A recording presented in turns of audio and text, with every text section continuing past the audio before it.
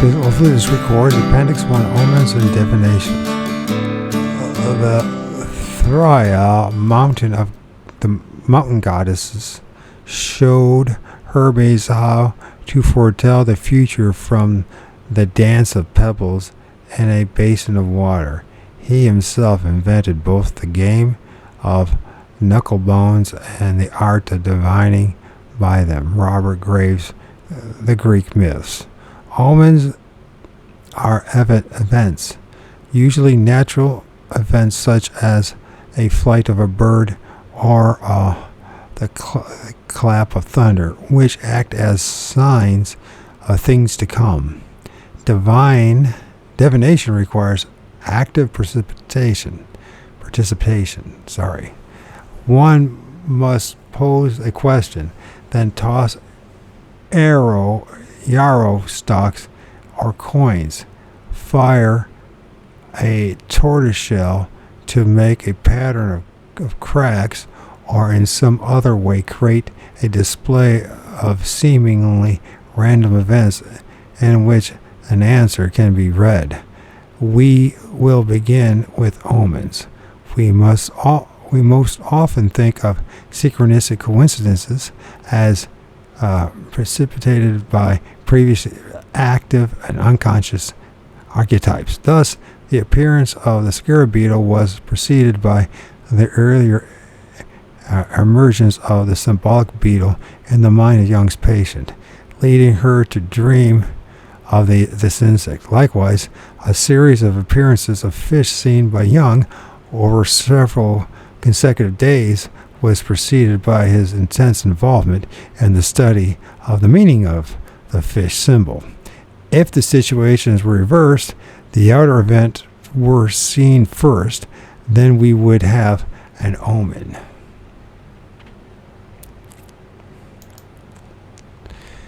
As we note in Chapter 5, the second example described by Jung in his essay on synchronicity involved an omen. This was an incident in which one of Jung's patients was struck down with a fatal heart attack at the time that his wife at home had become distressed because of a large gathering of birds outside of the house. The event that had also heralded the death of her mother and grandmother. We also noted the ancient association with the birds, with the soul and the flight of the soul at death, as well as the observation that omens frequently involve natural events, as opposed to most synchronistic coincidences, which seem to consist of human creations, such as numbers or words. Omens and shamanism. It is possible that omens, with their intimate connection with the world of nature, were among the first meaningful coincidences experienced by early humankind. Many anthropologists and psychologists have considered in detail the way early humans experienced their world. They speculate that, like young children, people lived in a world of magic. The persons of knowledge in the world were magicians. Images of these practitioners of magic can still be found in the walls of caves that were used by the Paleolithic tribes. Joseph Campbell notes, for example, that no less than 55 images of magicians may be located among their herds of grazing animals on the walls of various caves. These ancient wizards were the early counterparts to modern shamans. Shamans, both ancient and modern, provide access to the world of spirit for their communities. They also function as physicians. They make use of a deeper understanding and mastery of life and its mysteries than do those who have not been chosen for their special training. It is likely that in the ancient cultures, it was the job of the shamans to interpret the meanings of natural signs and omens, to see the future and flights of birds and patterns of waves and shifting shapes of clouds. As I have seen, however, omens and synchronicity are two sides of the same coin. Thus, it would not be surprising to find synchronistic coincidences in association with shamanism. Look at from the other side. The unique training and skills of the shaman might well be expected to engage a state of mind and brain and catalyze synchronicity.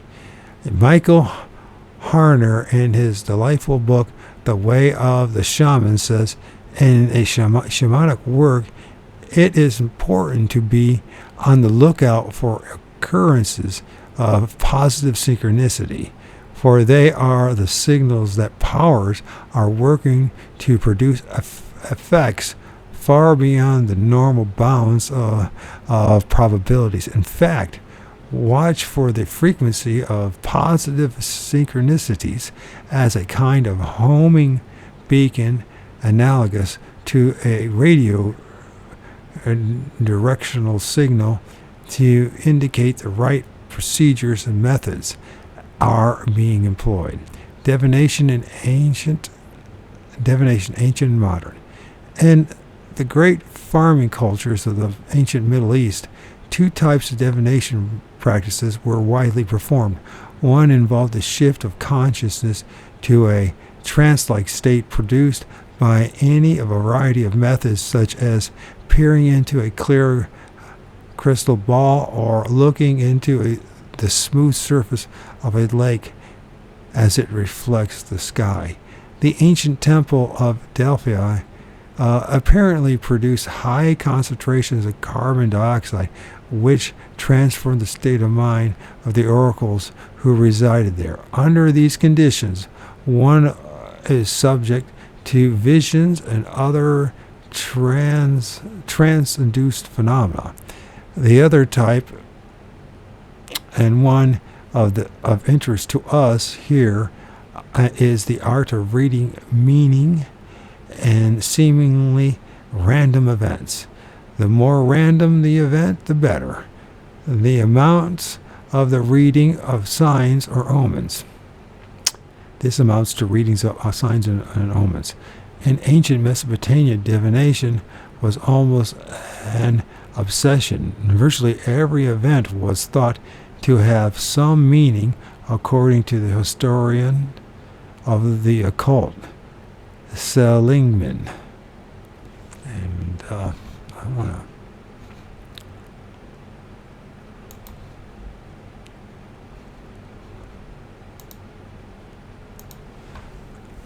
want to look up this book, because it might be the next good book to Way of the Shaman by Michael Hahn.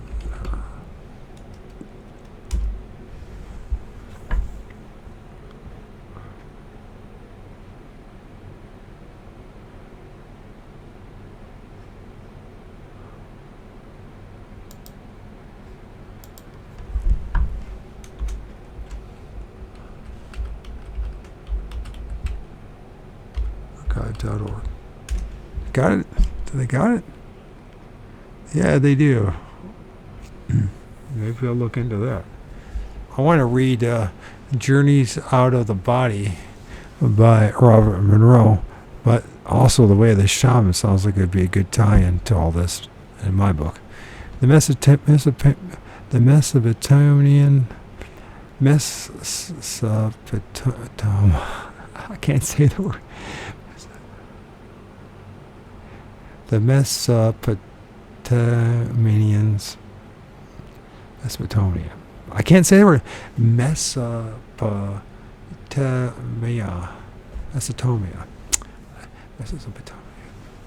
The Mesopotamians were makers of in the art of prescience, predicting the future from the livers and intestines of slaughtered animals, from fire and smoke, and from the brilliance of precious stones.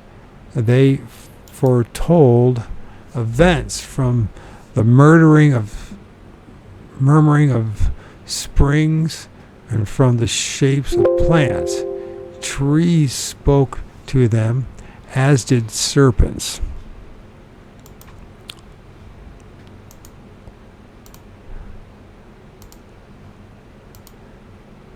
Sorry for the clicking noise. It's not professional. I know. I don't get paid for this. Anyways, I'm doing it for other reasons. As I said before, this is part of my just sharing my journey, man. Just sharing my journey.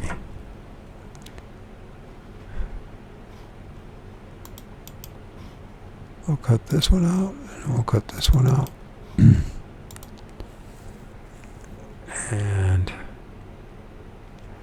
we'll take this out.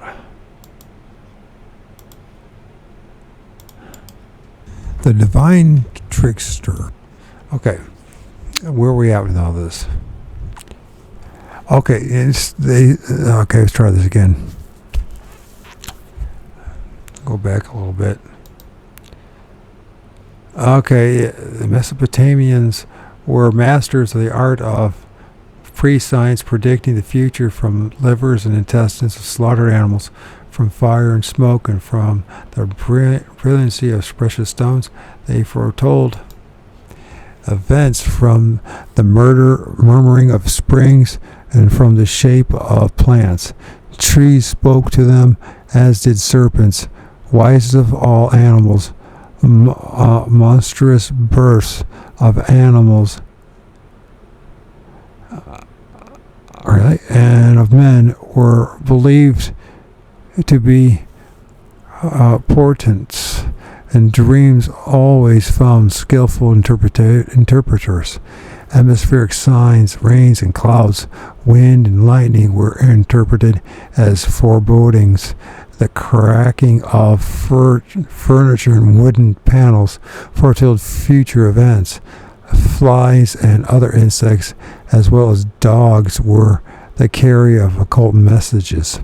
Mesopotamia was known throughout this ancient world for its great magi and magicians, but divination was also practiced in other ancient civilizations, and indeed would seem to have been the rule rather than the exception. The list is long and includes all of the ancient Europe, Egypt, Japan, China, and Israel.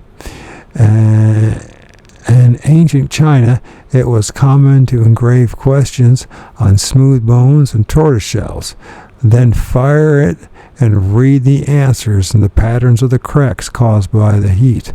The procedure practiced widely in the ancient world and carried right down through the Middle Ages was to sacrifice an animal, a pig, a cow, a goat, and often a bird, and cut it open and read the answer to questions and the patterns of the intestines. While this sort of divination would, on the surface, seem to require a great deal of intuition, this was not always the case. Rules were often provided, and specific ones at that. 6 Babylonian tablets, for example, give instructions for performing divination by means of pouring oil into a bowl of water, or alternatively water into oil. If the oil divides into 2, for example, the 2 camps will advance against each other. If for treating the sick man, he will die. If from the oil 2 drops come out, one big and the other small, the man's wife will bear a son. For a sick man, he will recover. Several such examples are found in Lowy and Baxter's collection of oracles and divination. For instance, in reading smoke to two tablets advise if the smoke bunches together the east and disappears towards the thighs of the Baru or priest, you will prevail over your enemy. If the smoke moves to the right or not to the left, you will prevail over and not the left, you will prevail over your enemy. Why does that seem redundant? Okay, it's two examples of how to prevail over your enemy.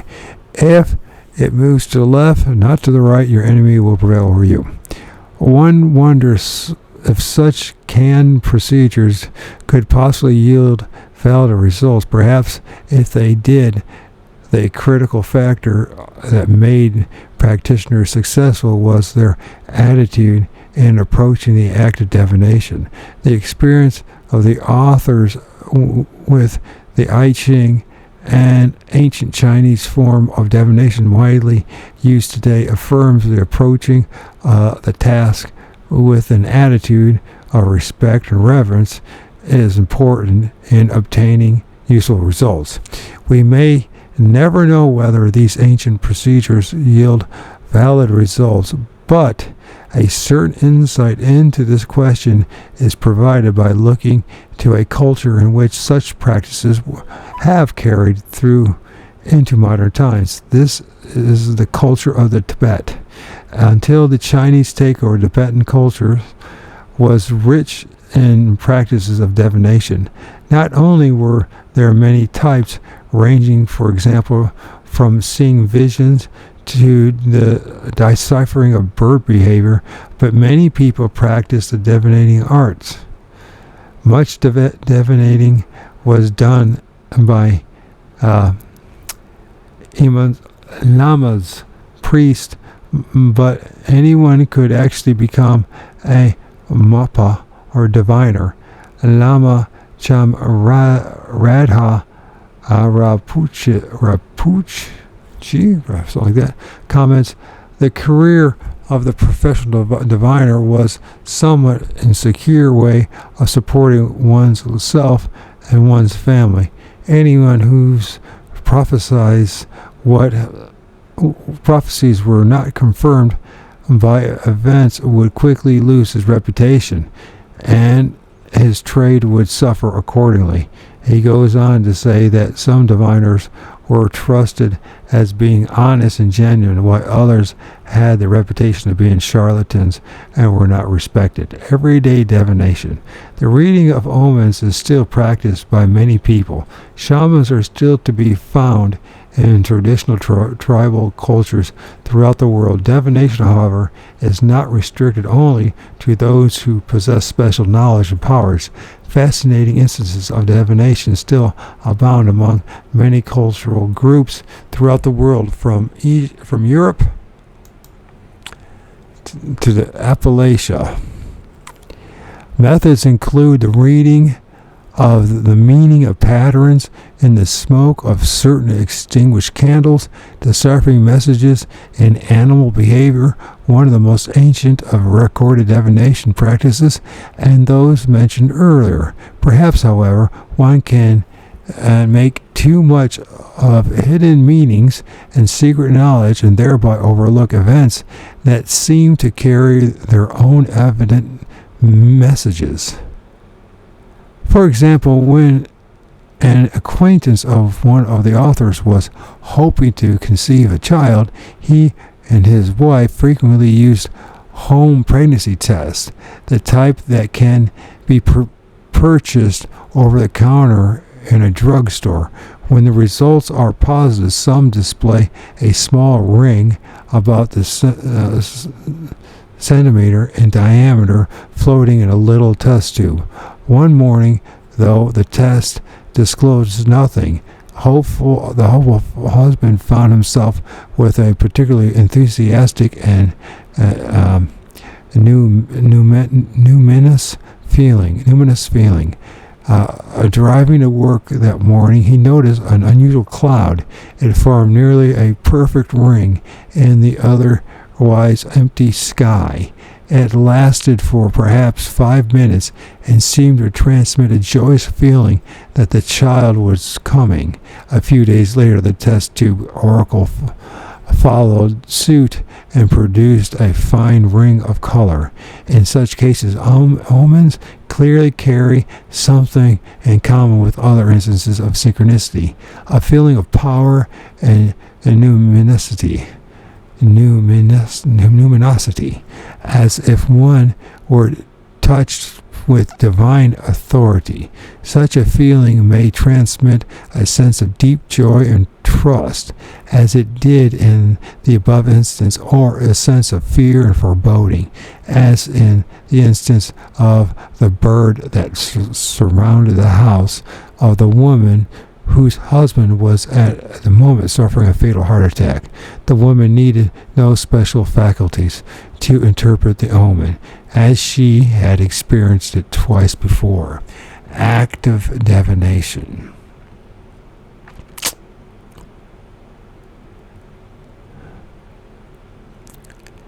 Those interested in an active approach to divination can use various procedures. The ancients, for instance, released captive birds in order to observe their flight. Active methods of divination most widely practiced today are the I Ching, or the Book of Changes, or the Tarot. Thumbing through the I Ching, we find a rich collection of proverbs and images taken both from the world of nature and from the political and social world of ancient China. Much of this material originated in the Confucian tradition, which is concerned for harmonious political and social life.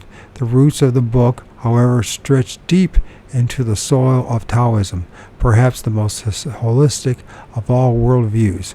Taken as a whole, the book represents a high watermark in human wisdom and has been studied for its own sake. To consult the I Ching, you would keep in mind the question you wish to ask of it. While making 6 tosses of the 50 yarrow stalks, 3 coins are usually used in the West.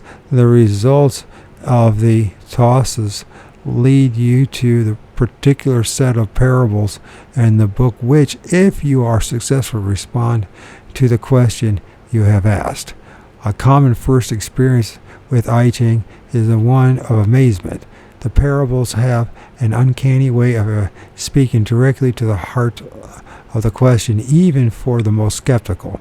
Moreover, the parable form of the answer encourages active exploration of its wisdom. Jung was fascinated with the I Ching and frequently consulted it. His interest was amplified by his friendship with Richard Wilhelm, the prominent sinologist and the first to produce a thoroughly successful translation of the book into the Western language. It was in 1930, in his memorial address to Wilhelm, that Jung presented an idea of synchronicity as a concept, not based on the causal effect, but on the principle of hitherto unarmed because not met with by us. What's that? The principle hitherto unnamed because not met with by us, which I have tentatively called the synchronistic principle. In that address, he suggested that the principle underlies the action of I Ching. Essentially, the idea was the random toss of the yarrow stalks and coins provides an opportunity for a pattern to emerge that reflects a much vaster pattern of events. The West has its own counterpart to I Ching, the Tarot, a deck of 78 cards representing various figures derived from medieval court life. Though there is reason to believe that the origins of the deck may be much more ancient, with a question firmly in mind, The deck is shuffled and cut a number of times in a highly ordered fashion, and then the cards are laid out to be read. The tarot is considerably more complex to consult than is the I Ching. Tarot philosophy is also considerably more complex. On the other hand, those who use it maintain that its answers can be more specific and detailed than those given by I Ching. As with I Ching, the essential prerequisite seems to be that one approach the tarot with respect. Unlike the I Ching, it is recommended that one not perform tarot readings for oneself, for there is danger of losing objectivity in doing so. Both the I Ching and tarot have given very impressive results for the authors, though our experience with the latter is limited. The oracle, as the I Ching is often called, has more than once been particularly helpful when we were confronted with the necessity of making difficult decisions. We have a great sense of reverence of this procedure, however, so we use them only sparingly, as Jung himself wrote late in his life. You know, I have not used it, the I Ching, in more than 2 years now, feeling that one must learn to walk in the dark and to try to discover, as when one is learning to swim, whether the water will carry one.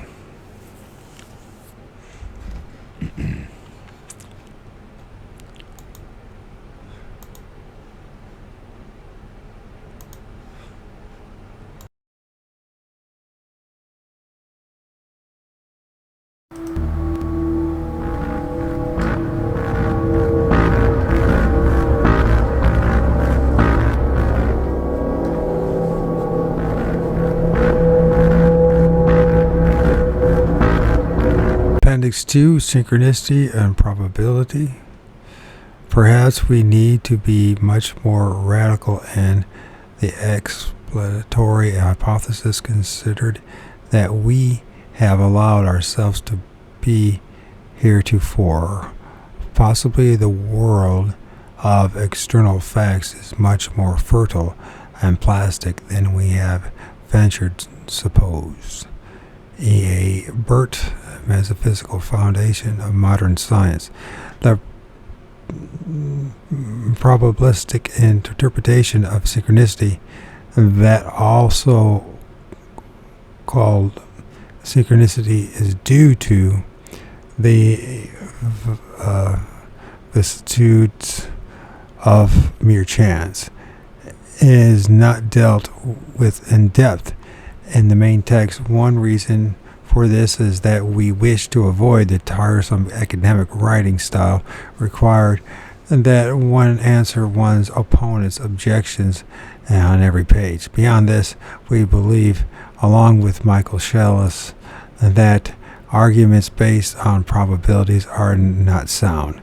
Let us briefly explain. To know the mathematical probabilities of a specific event requires knowledge of all possible events that can occur in a situation in question. Furthermore, for instance, if 4 horses run a race, we can say that, given no other information about the horses, the chances of a particular one winning is 1 in 4.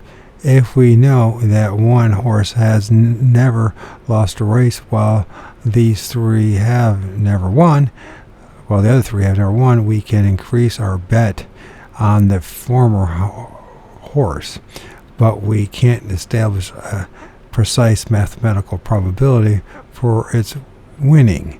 The variables that can influence the real horses are too complex to allow mathematical precision.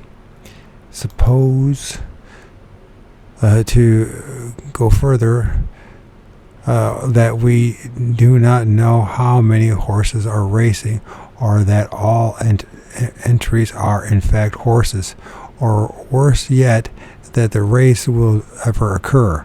Now, what are our probabilities? Without precise prior knowledge of the situation, we simply cannot calculate probabilities for it. How many types of insects might, in a theory, have flown against the window of Jung's consulting room during his client's recitation of her dream? What were the chances that she would have such a dream? How likely was it that she would have told it to Jung at that moment? How often did Jung notice insects tapping against his window? It simply is not possible to calculate even a rough probability for such an event. Of course, any such calculation must fail to include the subjective meaning of the event to the client that gave it numinosity. Let us examine for an instance reported by Arthur Closter, the challenge of chance. This case concerned the publisher Jeffrey Simons, of W.H. Allen and Company. After 25 years in publishing, Simons found himself for the first time in a position of having to destroy his entire stock of books by pulping it, selling the books for their value as mere paper pulp. He did not know where to find the paper mill to buy the books, so he went upstairs to ask the production manager. Though the manager did not know either. A young boy from the warehouse happened by at the moment, and hearing the conversation, volunteered the name of Phillips Mills, with which he was familiar because it was located near his home. Using the production manager's phone, Simons asked the receptionist to obtain the firm's phone number. She answered, "Their representative is here."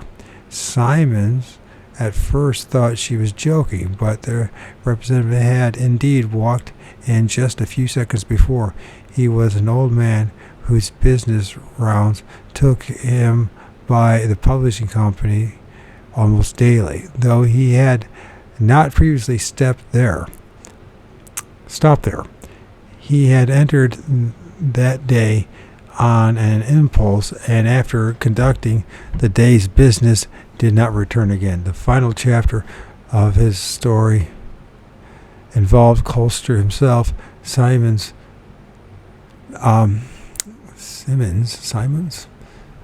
had read of Colster's interest in obtaining accounts of unusual coincidences and was debating with himself whether to write him about this one when he was visited by a client, Viscount Maham,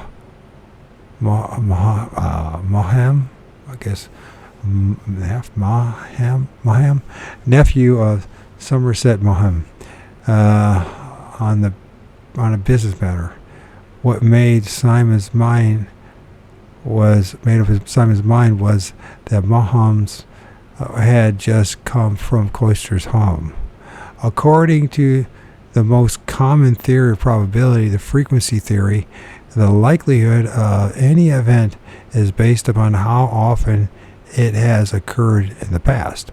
But Mr. Simons had never before pulped a book, nor had the representative of Philip Mills ever visited his publishing company, so we are at an immediate loss about how to compute the probabilities for these events. This says nothing of the likelihood that the boy from the warehouse would have happened by with the necessary information, or more importantly, that all of these events occurred at essentially the same time, for otherwise nothing unusual would have transpired. All this is compounded by the concurrence of the arrival of Viscount Maham at the Simons residence directly after Arthur Cloister's home, as Simons was debating whether to send the account of these events to Trickster himself. In fact, the statistical probabilities may be calculated in the real world in only a very few types of situations. One is in the laboratory, where the scientist and engineer has a high degree of control over all conditions. Another is a relating mass statistics concerning large numbers of similar events, such as how many Big Macs will be sold in the United States on a particular 4th of July. Exactly who will buy the burgers is not known. Still another situation in which probabilities can be highly specified involves quantum statistics, which deals with subatomic events. None of these situations applies to most synchronistic coincidences, which are never under control and are always unique to the individual. A more fundamental problem is the nature of probability itself. We all have an intuitive notion of it, but to use an example from Bertrand Russell, what does it mean to say that the probability of a plane crash on a particular flight, say to Paris, is 1 in 10,000? According to frequency theory, it might mean that the plane has only crashed on an average of once at every 10,000 flights, but this cannot be correct. If the plane had previously crashed, we would not be flying on it.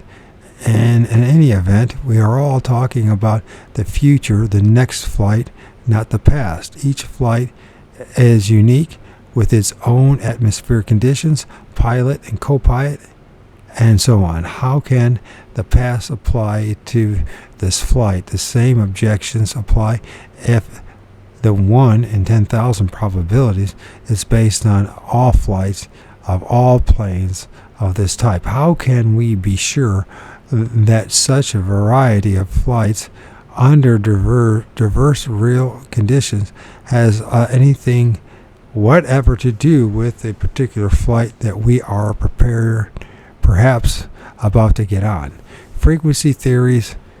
frequency theory runs into serious trouble if, as is usually the case with synchronicity, the event in question never happened before, and there is no sense of talking about its frequency in the first place. The Queen of Spain once dreamed that there was a pig in the throne room. Much to her surprise, upon descending the stairs in the morning, she found a pig. We are told that no pig had ever been seen in the throne room before. So how can we state the probabilities of this event, to say nothing of the probabilities of the dream itself? Let us return to our plane and the probabilities of 1 in 10,000 that it will crash. In fact, we know that the plane either will crash or it will not crash. If it crashes, it is not true that prior to the flight the probability was 1 and 100% that it would crash. And if it does not, it is not true that the probability was 0, given that the event will definitely happen or not happen. How can any probabilities other than 1 and 1 or 0 be correct? In his book Theories of Probability, an examination of foundations, mathematician T.R. Fine reviews no fewer than 6 distinct theories of the nature of probability. These include the frequency interpretation, limited relative frequency interpretation, algorithmic theory, and so on.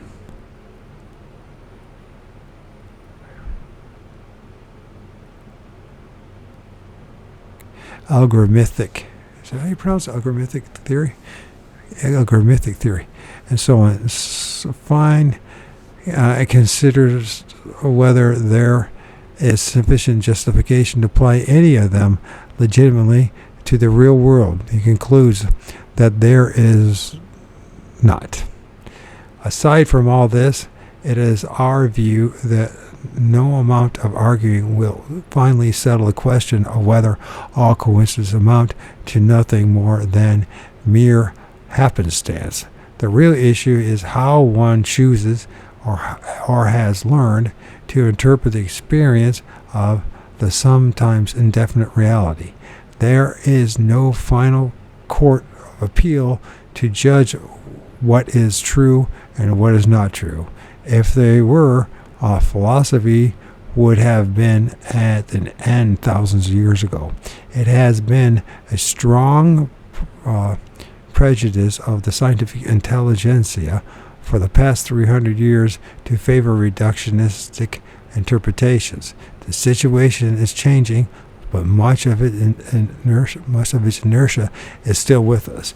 The point here, however, is that the issue of probabilities is one of choice and not of evidence, and there is no hard evidence in the matter of synchronicity. Arguments can be built in both directions. Most of us are all too familiar with the reductionist frame of mind to appreciate the other point of view, the one represented in this book. One needs not to believe it, but at a minimum, one must, to use John Lilly's words, simulate the belief and see where it leads.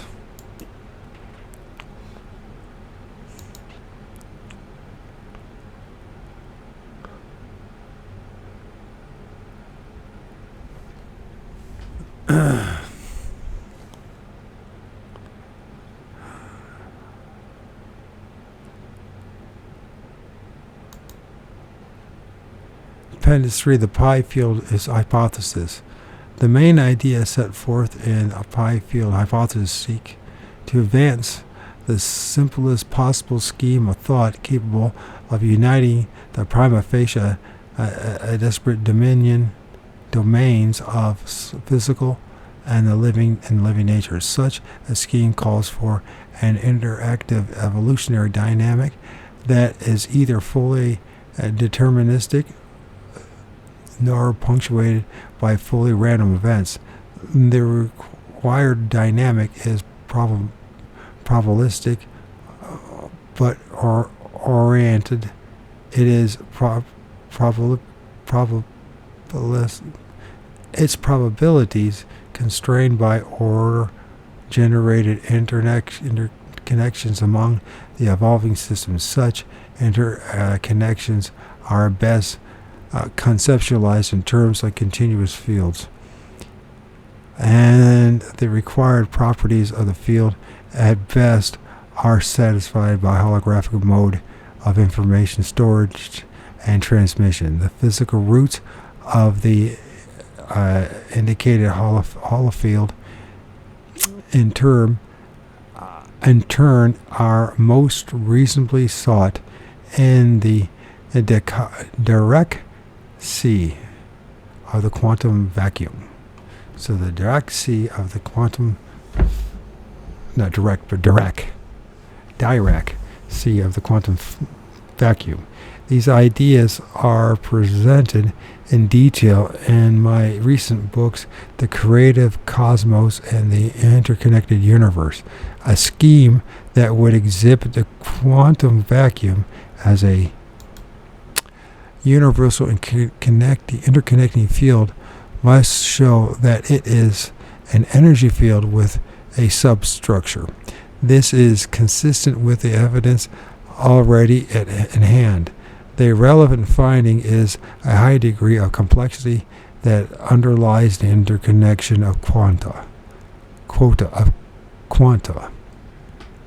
This suggests either that quanta themselves are compound entities with an internal structure that accounts for the specific complexity of their interactions, or that the structure of the field in which they are embedded has the required degree of complexity. Both These assumptions have been explored by theoretical physicists, and it has appeared that there is no reliable evidence for assuming that quanta would be complex entities in themselves. It is known, on the other hand, that the quantum vacuum is a cosmically extended electromagnetic field. In this field, the interaction of mass charges create matter in a form of mass. So the field is interaction of massless charges create matter in the form of a mass, which in turn creates gravitation and produces the attractive and repulsive forces associated with the nuclear field. This field does have a substructure, though mainstream physicists view it as homogeneous, homogeneous, and isotropic, filled with purely random fluctuations of Zitterbewegung. I don't know if I even pronounced that right. The assumption that the massless charges that constitute the fundamental units of the observable universe would be embedded in the vacuum field with some type of substructure is intrinsically reasonable. The question is mainly whether the substructure interacts in significant ways with the phenomena that appear in it. And stochastic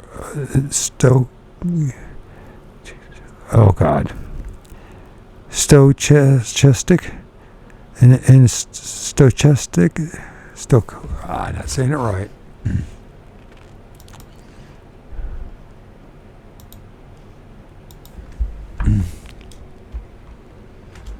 Shit.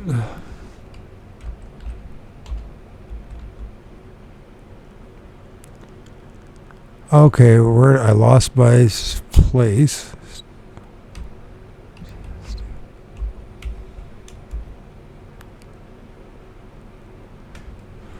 Stochastic.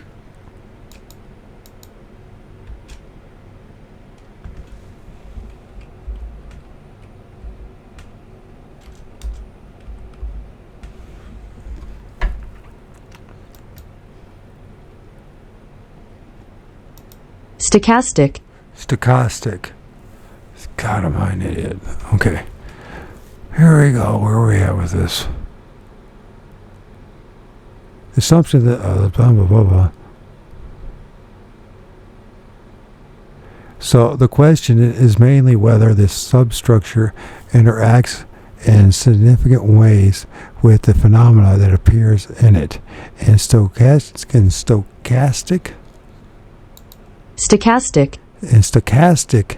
electrodynamics, SED, the assumption that it does interact produces remarkably accurate accounts of quantum phenomena without requiring the complex auxiliary assumption of contemporary quantum mechanics. In the view of the considerations such as these, we choose the second option, quanta. In this view are embedded a complex field. The next question concerns the information richness of the quantum vacuum, more exactly of its zero-point electromagnetic field, ZPF. As just noted, physicists view the ZPF as homogeneous and isotropic and Lorentz invariant. This is to satisfy the finding that constant motion through the ZPF does not give rise to the asymmetries through accelerated motion produces the distortions predicted by Davies and Unruh, and shown to be the physical basis of inertia by Puthoff, Ruda and Hayish, I guess. Hayish? The query that needs to be posed is whether asymmetries of motion detected by physical instruments are the only conceivable kinds of effects that the field would produce on observable phenomena. The concept of the ether was discarded for failing to produce effects of this kind. Yet, as Michelson himself observed, this should not have done away with the concept of a continuous underlying field that would function as a charge conveying information transmitting media. The central idea here is that of the information-rich subquantum field as the most reasonable heuristic device required to bring seemingly disparate physical and biological phenomena within the compass of an integrated theoretical framework. We now consider the processes whereby the substructure is created within the ZPF, as well as is well known. Classical electrodynamics predicts that a fluctuating electric charge emits an electromagnetic radiation field. In their interaction with the ZPF, electrically charged quanta are believed to produce secondary electromagnetic fields, and these fields must be universally extended. The energy associated with the fields gives rise to fluctuations in charged particles that propagate relativistically at or near the speed of light. A Zitterbewegungen is assumed to be random, satisfying the tenet of homogeneity, isotropy, and Lorentz invariance of the ZPF. However, the present hypothesis maintains that the fields created by the motion of quanta within the vacuum here of a non-isotropic, a non-homogeneous, and non-Lorentz invariant component.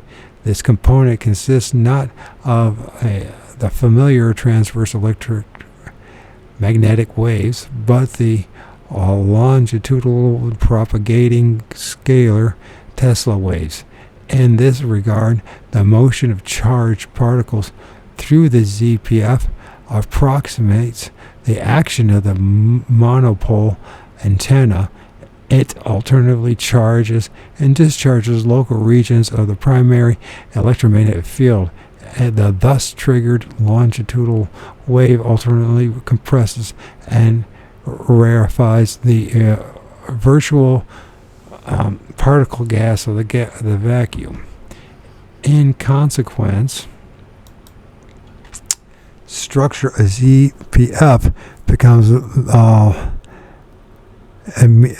mediated by secondary scalar fields generated by quanta. We envision the ZPF as a structured field with a scalar mediated electromagnetic spectrum.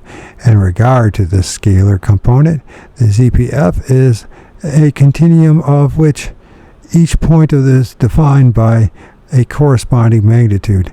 At each point of the field, the non-random flux is a local scalar wave within the massless charge spectrum. The magnitude at a given point is an n-dimensional virtual state flux. The field is a continuum of stresses and potentials. The stress energies can be expressed in terms of geometrodynamics as an electrostatic scalar potential. We now consider the specifics of the scalar field components of the vacuum subcultures. The first thing to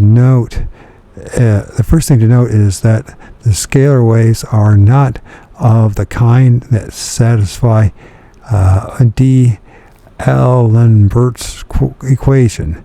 That is, we are not similar to light and sound waves.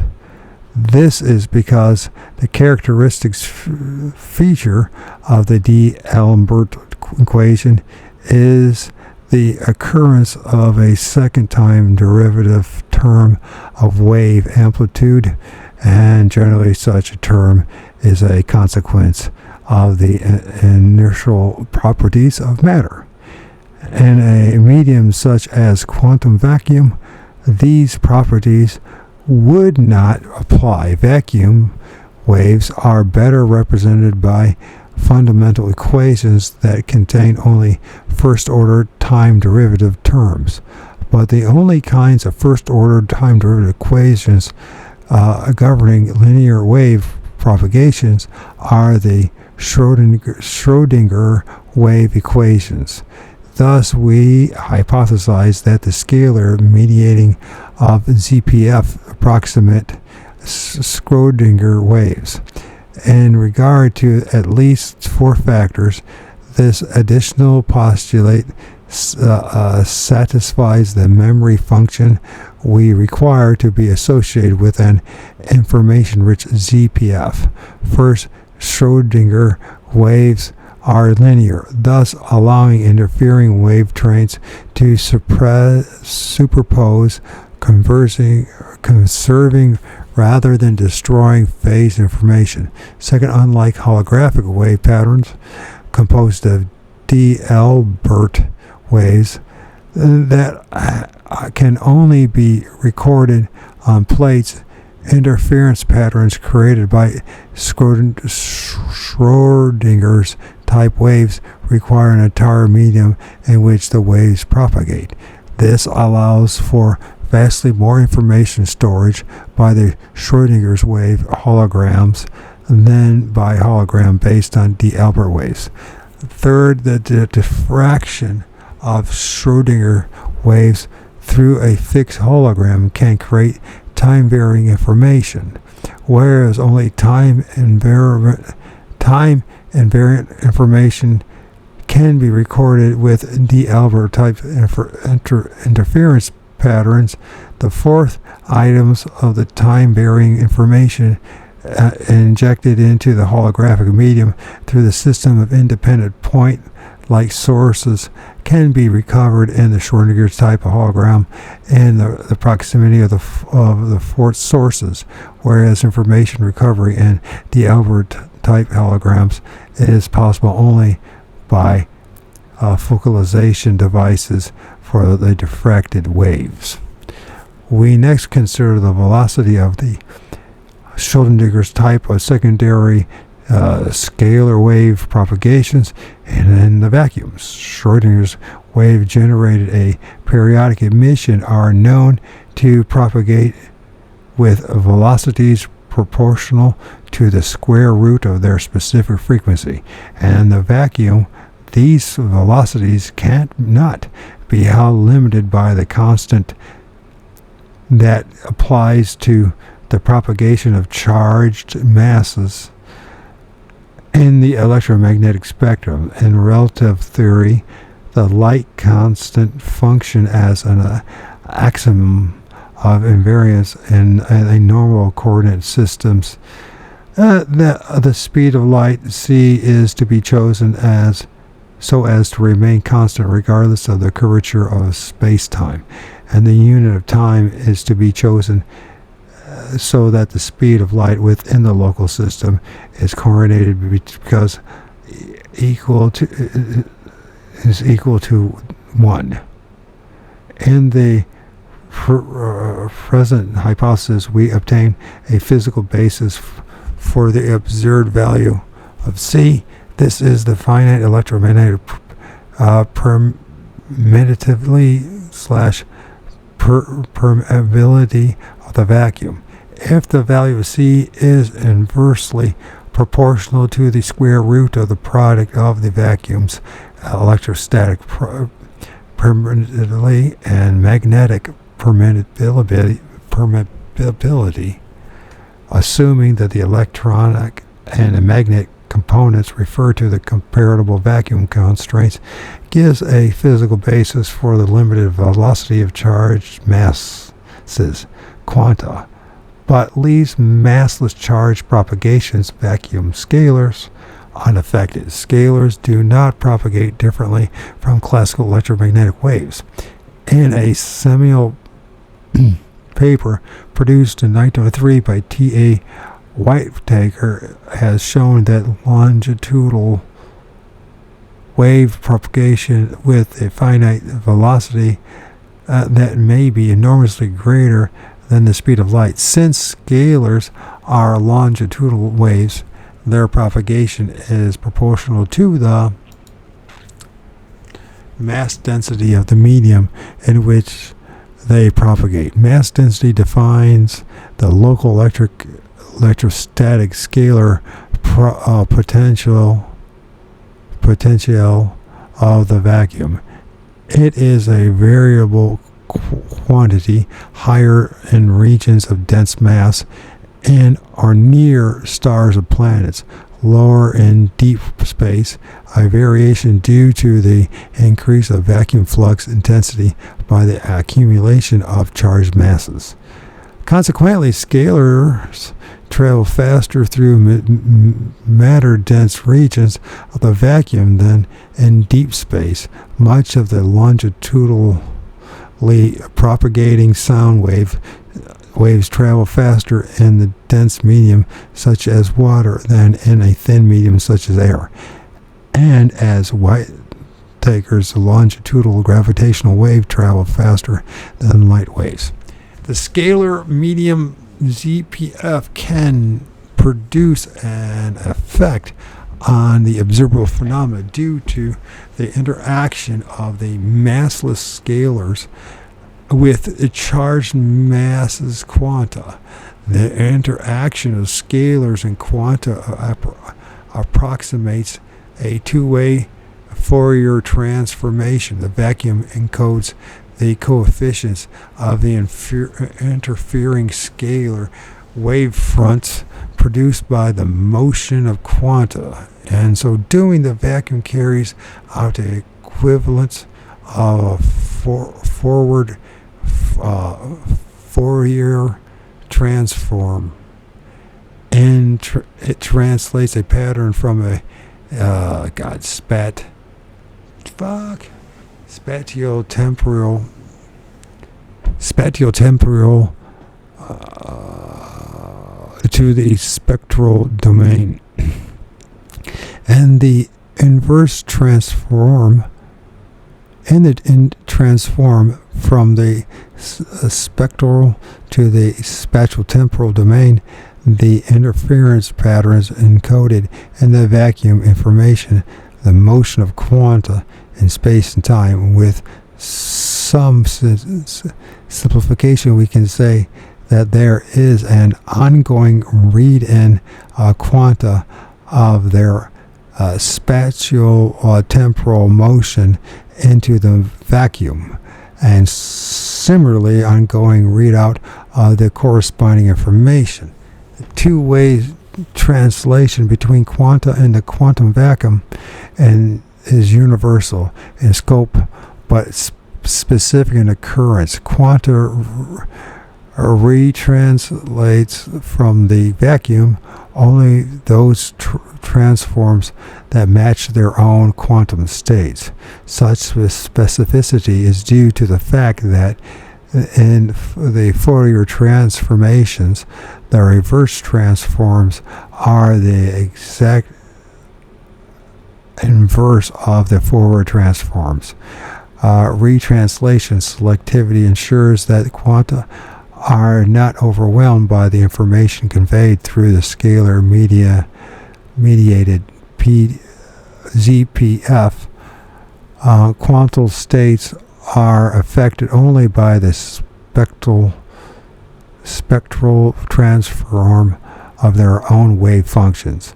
In a simplified terminology, we can say that each quantum reads out from the vacuums vacuum only the information that it has itself read in. My recent book, The Interconnected Universe, applies the above postulate to both microscale systems of the order of Planck's constant and macroscale systems consisting of the large ensembles of microscale components.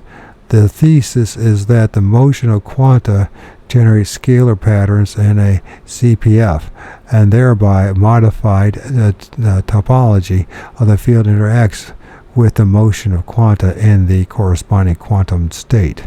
The isolation of quantum becomes an abstraction even if in individual cases a valid one.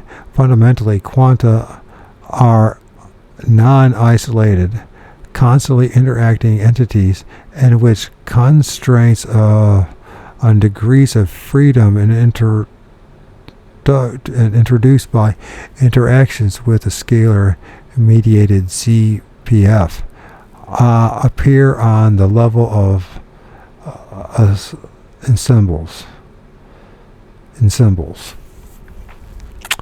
This tenet safeguards the formalism of quantum mechanics in regard to individual systems, but qualifies them with the interaction generator probabilistic and irreversibilities of the four populations of systems. Beyond the Planck domain, it is known that the quantum and the subquantum level fluctuations in macroscale systems are damped by large-scale regularities that obey dynamical laws. Interaction effects could appear nevertheless as Poincare resonances manifested in populations of the component quanta are amplified by the chaos dynamics of the system. The state of the deterministic chaos is highly initial condition dependent. Unmeasurably small changes in initial conditions or in persistent systems and parametric conditions are registered as strange attractors, amplifying the change into dynamic inputs to the evolutionary trajectory. Our hypothesis suggests that in a chaos state macroscale, Poincare systems are sufficiently interactive to produce measurable interaction effects.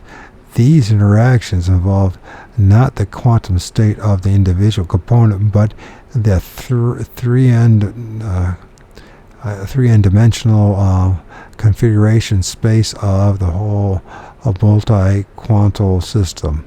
As a result, we can expect that the dynamically intermittent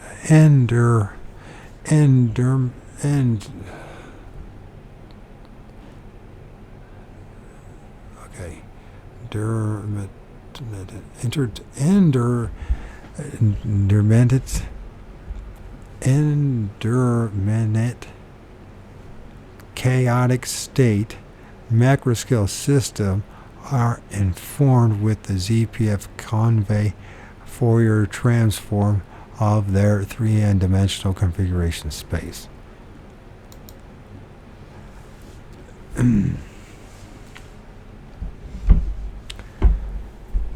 Yeah. Okay. The above tenet applies with the particle force of living systems. These systems persist far from thermodynamic equilibrium in states that are inherently both unstable and ultra-sensitive.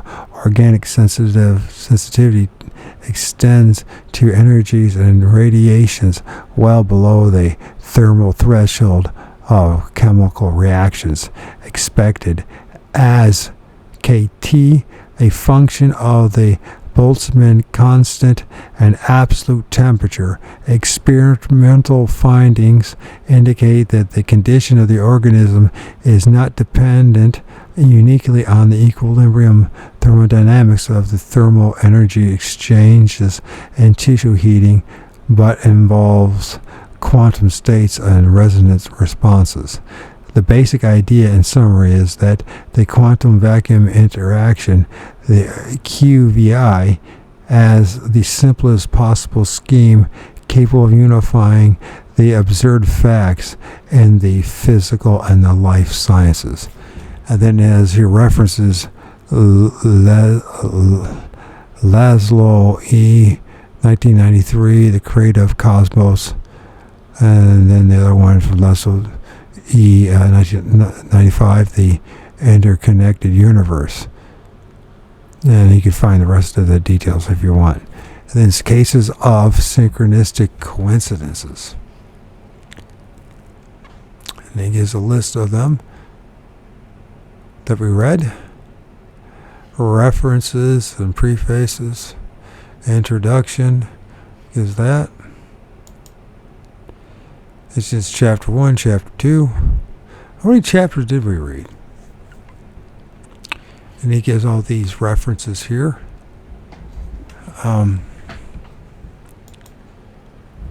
Chapter 3, chapter 4, chapter 5, chapter 6, index. So 6 chapters.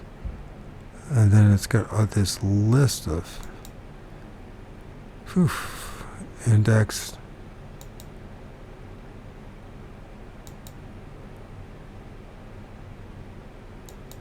There's a lot of terminology there. A lot of words. To be honest with you, I have not been in the science field for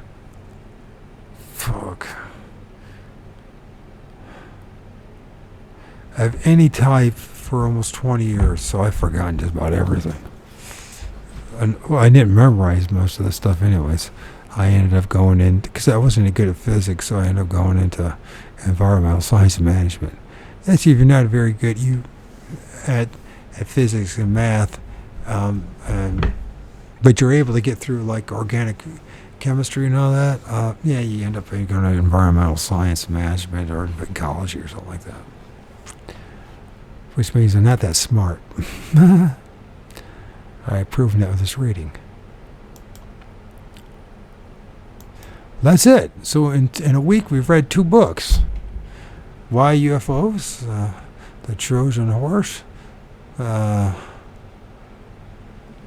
Trojan Horse, whatever it is. The Trojan whatever. By Keel. And then we read this one from, once again, Alan Combs and Mark Hollins, the Synchronicity Through the Eyes of Science, Myth, and the Trickster. And it's all part of our research. We're trying to figure out about Sasquatch, UFOs, about, the cryptids and all that kind of these things that we're filming and seeing and people have encountered. Why do they show up one moment and gone the next? All this kind of shit. It does make one think a little deeper about things than something simply mystical or spiritual.